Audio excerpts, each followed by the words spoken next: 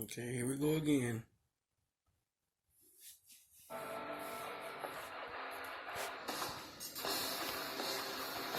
Whether it be justice, vengeance, or the thrill of the kill, bounty hunting isn't for the faint of heart. Especially when your usual targets are superheroes. The Ghost Rider, Marvel's relentless spirit of vengeance. And Lobo, the space-hogging main man of DC Comics. He's Wiz and I'm Boomstick. And it's our job to analyze their weapons, armor, and skills to find out who would win a death battle. Even at a young age, Johnny Blaze lived life on the edge. Son to the accomplished cyclist Barton Blaze, he was sadly witness to his father's death in a stunt gone wrong. But he got adopted by another stuntman, Crash Simpson.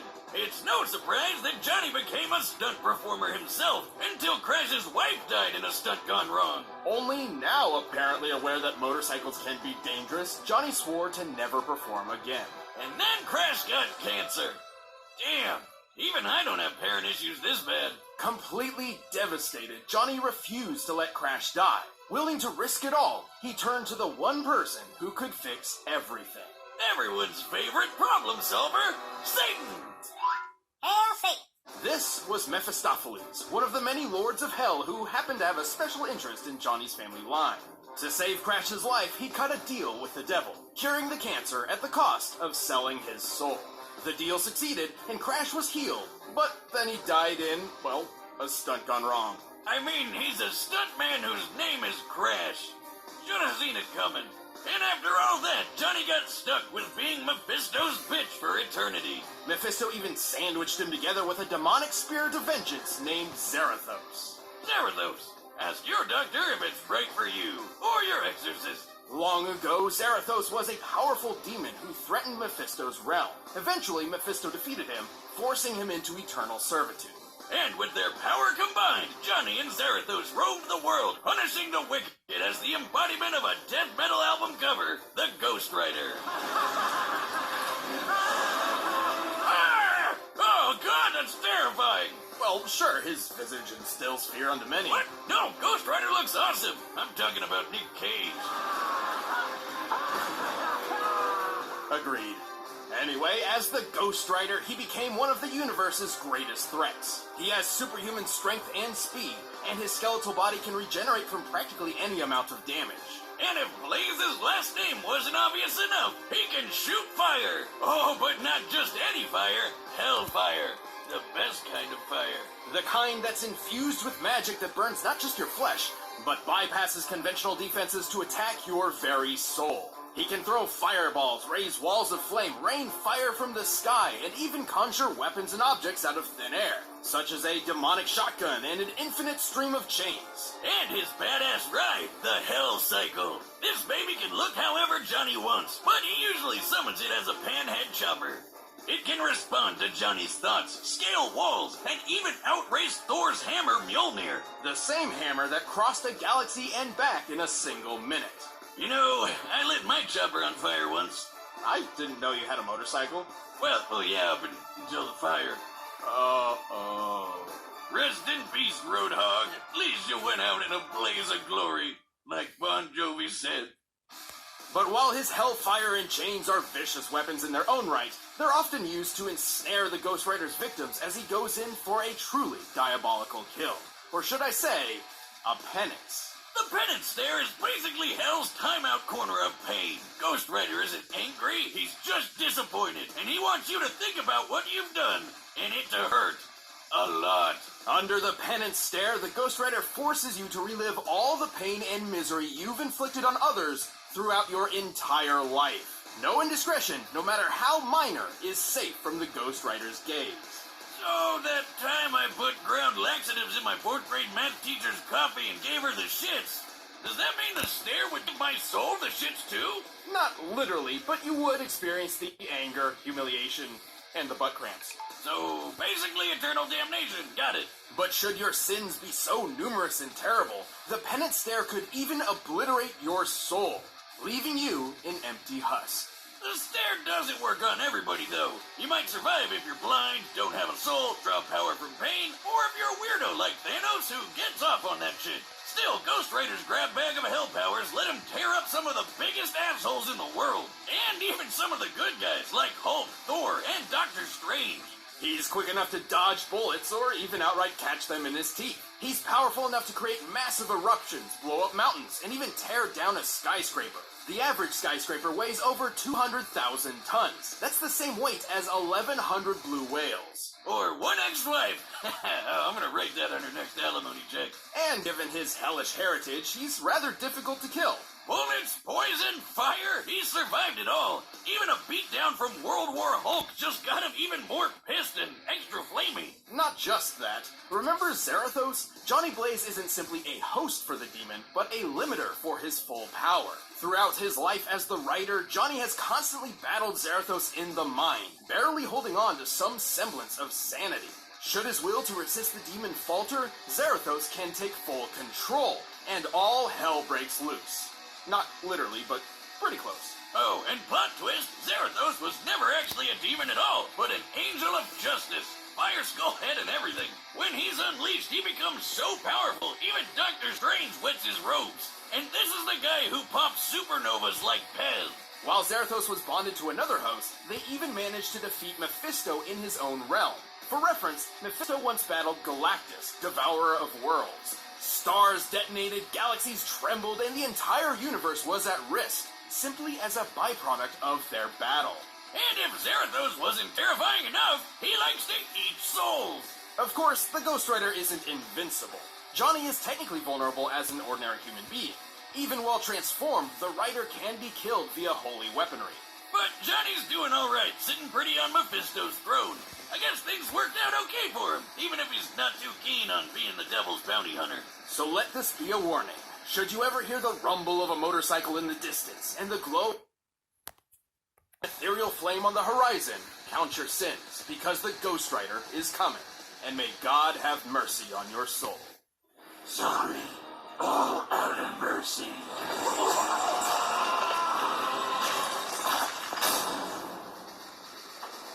Let's turn the clocks back to a distant era of sin and debauchery.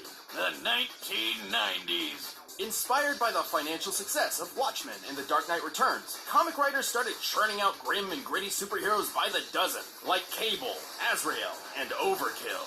Yeah, they were badass looking at first, but I mean, what's even happening here? It got so absurd that someone needed to knock these roided out monstrosities down a peg. The world needed a hero. No, a parody. Enter the planet Zarnia, once the brightest beacon of peace and happiness in the universe, until its inhabitants were annihilated by a biological catastrophe, leaving only one survivor, the last son of Zarnia, Lobo. The one that killed all the rest of them. A guy whose name literally translates in Zarnian to he who devours your entrails and thoroughly enjoys it. What? Awesome! Why wasn't I named that? Lobo is so unimaginably evil that his birth caused the midwife who delivered him to go insane. The first Zarnian to do so in 10,000 years. Some even think that Zarnia was so perfect and good, the universe made Lobo to balance things out. Hey, didn't you say the same thing about me when we first met, Wiz? That I did. Simply put, Lobo was unique and desired to be even more so. Thus, he ensured he was the only Zarnian alive in the universe. I fragged the rest of the planet for my high school science project. Gave myself an A. Yeah, he's definitely insane. Lee, awesome! Lobo left the desecrated corpse of his former home to become a bounty hunter. Probably because it's the only profession that legally allows him to murder. Don't worry, he'll murder you illegally too.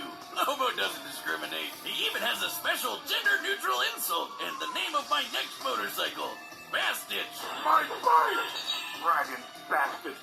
Anyway, Lobo's bagged some pretty crazy bounties across the universe, including Santa Claus, two near-omnipotent dwarf gods, and even things that don't exist, apparently.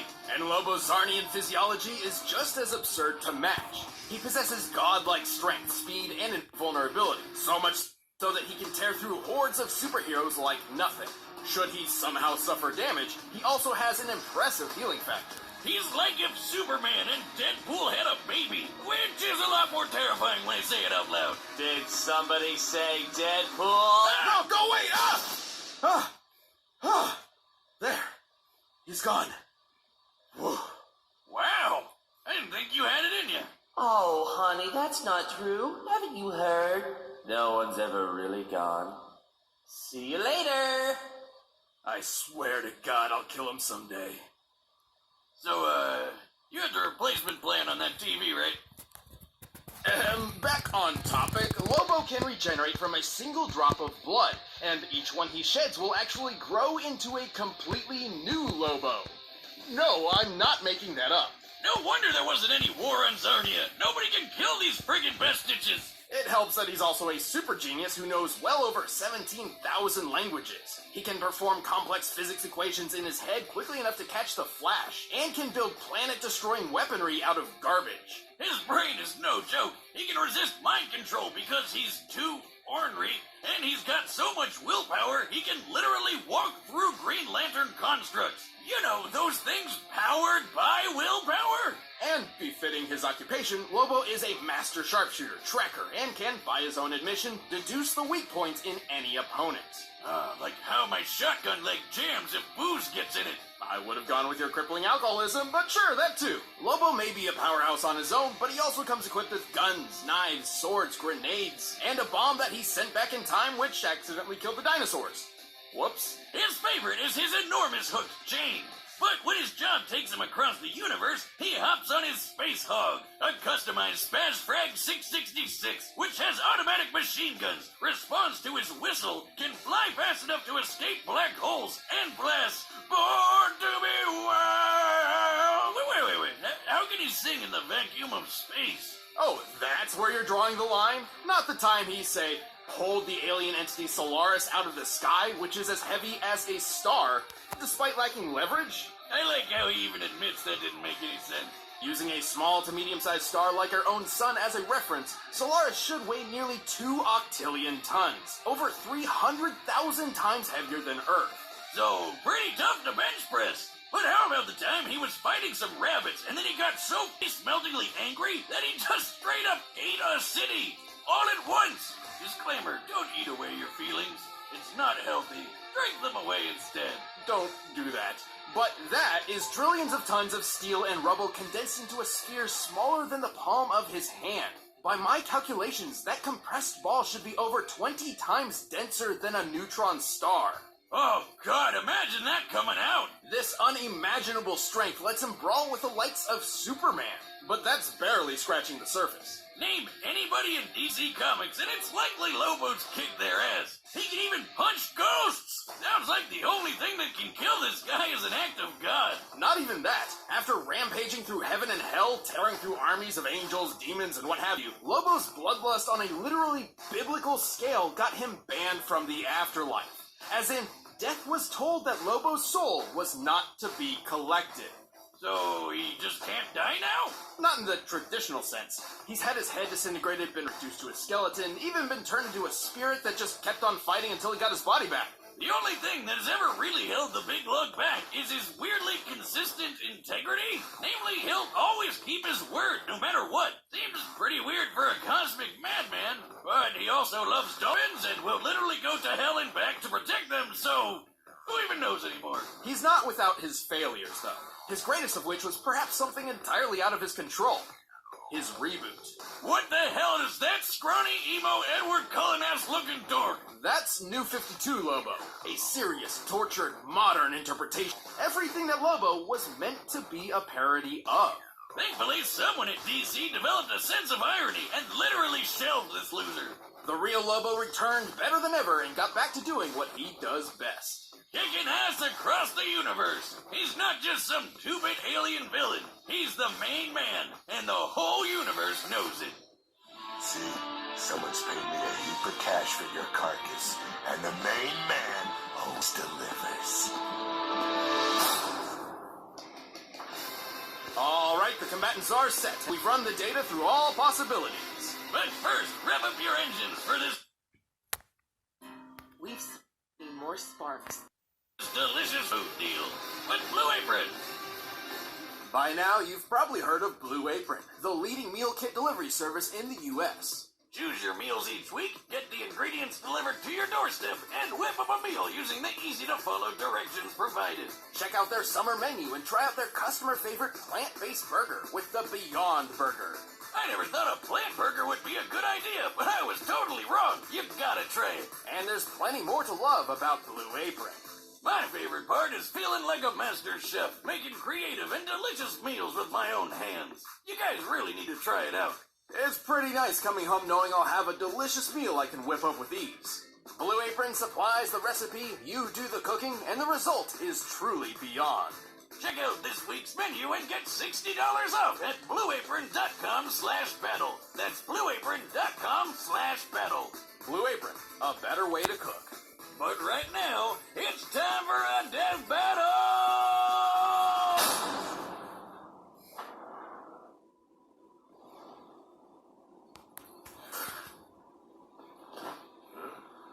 What the frag?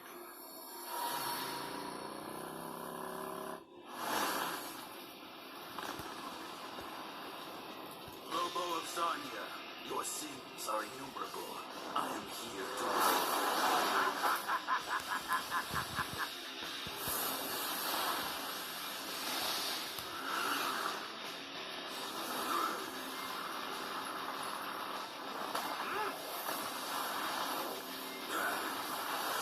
Beetles taste like bounty!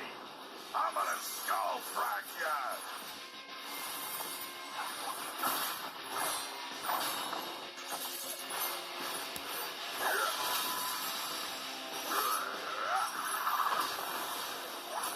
You one ugly freak.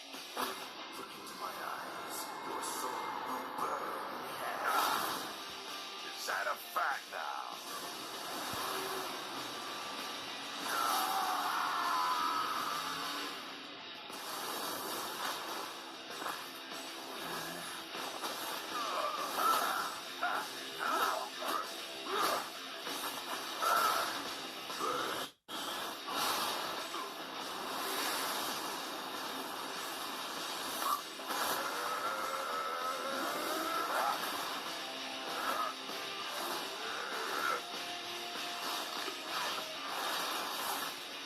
Bottoms up!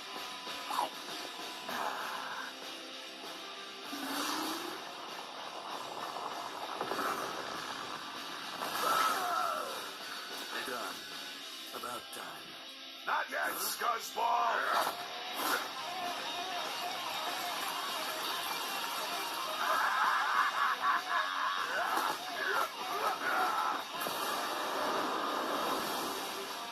You will all die screaming!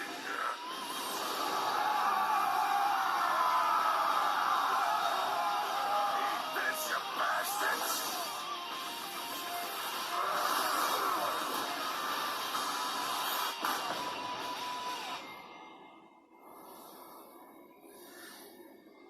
Holy fraggaroli.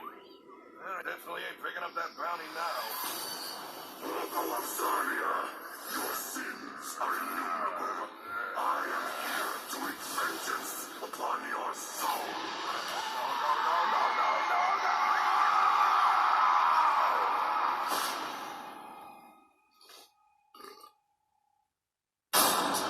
KO! Damn, that was toasty! Wonder what Ghost Lobo tastes like. Being so absurdly powerful, Lobo definitely held a massive physical advantage against the Ghost Rider. Yeah, that was obvious. Skullhead took down a skyscraper while Lobo dragged around a freaking sun. But Ghost Rider survived some pretty incredible things. Almost as incredible as these new shirts from store.roosterteeth.com. Time and place, Boomstick. Ah, come on, we gotta eat. Even World War Hulk couldn't finish him off, and Lobo didn't typically carry any holy weapons, which meant he really did not have a good way of killing the Ghost Rider. Yeah, but who needs holy weapons when you're strong enough to crush a whole city? Couldn't he just overpower Johnny? A good question. However, do you recall how powerful Zarathos was? Zarathos was an equal threat to Mephisto, whose battles tore apart the universe. Once the Ghost Rider released his true power, Lobo's physical advantages hardly mattered anymore. But hey, the main man was super smart and probably could have figured out Johnny's weaknesses. But how is he gonna escape to find a holy weapon somewhere when the Hell Cycle outraced Mjolnir? Which once crossed the Milky Way and back in under a minute, a feat more than 100 billion times faster than light. More than capable of keeping up with the Space Hog. They were both as unkillable as you can get. But since Lobo was banned from the afterlife, how could he ever lose? This is where the fine print matters. Death was banned from reaping Lobo's soul, but that doesn't mean the soul itself could not be destroyed. This is where our research surprised us the most. It turns out the Ghost Rider had 3 different methods of specifically targeting Lobo's soul. His Hellfire could hurt the soul directly, and since it ignores normal defenses, Lobo couldn't really stop it. With trillions of murders on Lobo's hands, the Penance Stare could wield extraordinary power against him. And while Lobo had a high pain tolerance, he did not enjoy fatalistic agony and unending torture so much that he'd survive all of that at once. Even if he did, Zarathos could just gobble up his soul for a quick snack. The end. Easy as that. Lobo was undeniably a difficult opponent to take on, but the Ghost Rider's cosmic might, unholy invulnerability, and soul-rending powers gave him the perfect tools to take out the main man. That poor bastard didn't stand a ghost of a chance. Sorry, I knew that was a Lobo. The winner is Ghost Rider. Please like, share, subscribe. I'll do another one of these and I will leave the link in the description. Peace out, y'all.